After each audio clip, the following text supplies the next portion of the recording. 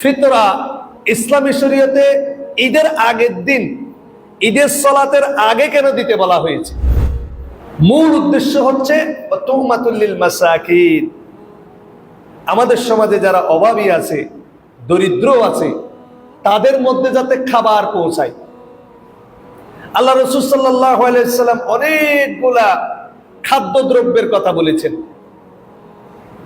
যেমন তৎকালীন আরব যুগে তারা খেজুর বেশি খেত, কিশমিশ খেত, পনির খেত, জব খেত। এগুলা দিয়ে ফিতরা আদায়ের কথা আল্লাহ রাসূল সাল্লাল্লাহু আলাইহি ওয়াসাল্লামের হাদিস থেকে আমরা পাই। অনেক জায়গায় এসেছে সাআম মিন তাআম, খাদ্যদ্রব্য দিয়ে ফিতরা আদায়ের হাদিস আমরা পাই। উদ্দেশ্য কি?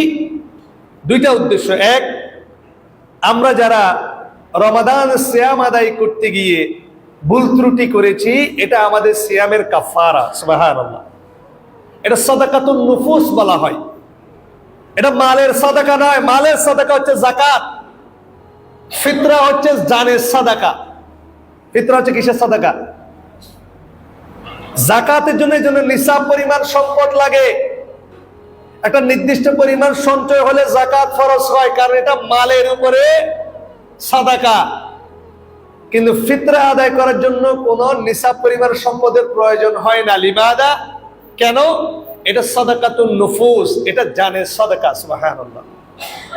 এজন্য যাকাত দেবে সামর্থ্যশীল মানুষেরা, আর ফিতরা দেবে দাস দাসী, গোলাম, বড় ছোট সবাই। সুবহানাল্লাহ। নারী পুরুষ সবাই দেবে। কেন? এটা কিসের সাদাকা? সাদাকাতুন নুফুস, এটা জানের সাদাকা।